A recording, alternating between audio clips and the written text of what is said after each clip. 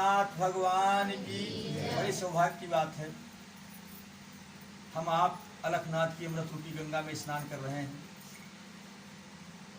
और ये मौका हमें आपको प्राप्त हुआ है। आइए हम आप समझते हैं कि मानव जीवन हमें किस लिए मिला है और सच्चिदानंद भगवान की सच्चे आनंद की हमें आपको प्राप्ति कैसे होगी। क्योंकि इस माया में आकर के मैं इसे भटक गए हैं, जो हमारे जानने में आ रहा है, जो हमारे मानने में आ रहा है, जो हमारे देखने में आ रहा है, जो हमारे अनुभव में आ रहा है, हम उसी की गुलामी करने में लगे हुए हैं। जानने वाला कौन है, देखने वाला कौन है, सुनने वाला कौन है और है रूप से जो बैठा हुआ है वो कौन है, विचार करना है।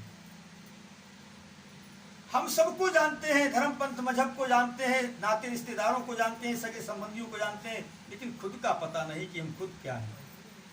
जबकि वेदों के महावाक्य चार हैं और उनके माध्यम से वेद की महावाक्य हमें इशारा देते हैं। क्या इशारा देते हैं? अहम ब्रह्मस्मि, मैं ब्रह्म हूं।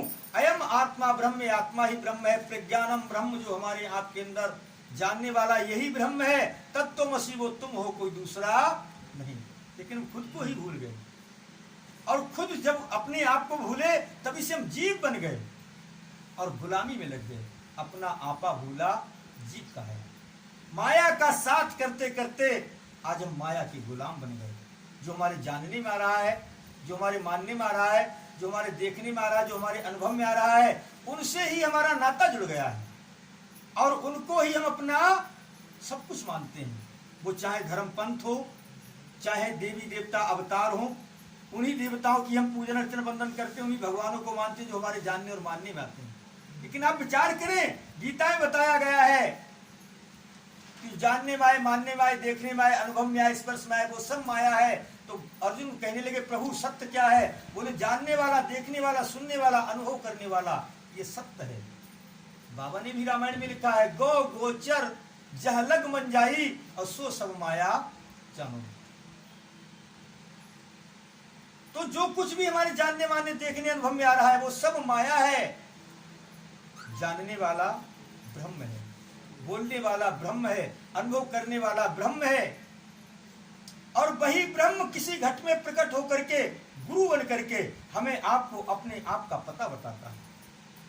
इसलिए गुरु की महिमा बड़ी अपरंपार होती है। परमात्मा का मिलना कठिन नहीं, परमात्मा तो सबको मिला हुआ है, लेकिन गुरु नहीं मिले हैं। गुरु ना मिलने के कारण हमारे पास जो आनंद रूपी दौलत है, उस आनंद रूपी दौलत का हम मजा नहीं ले पा रहे हैं और आनंद और कटोरा लेकर के भीख मांग रहे हैं आनंद की।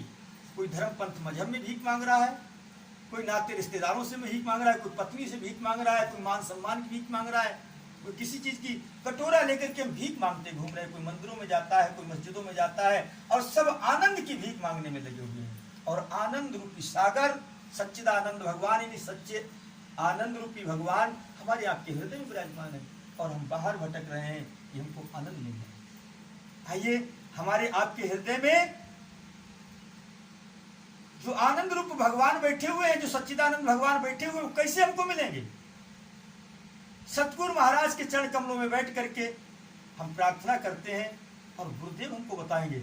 एक बार प्रेम से जयकारा बोलिए, गुरुदेव भगवान की जय, गोरखनाथ भगवान की जय, सच्चिदानंद भगवान की जय।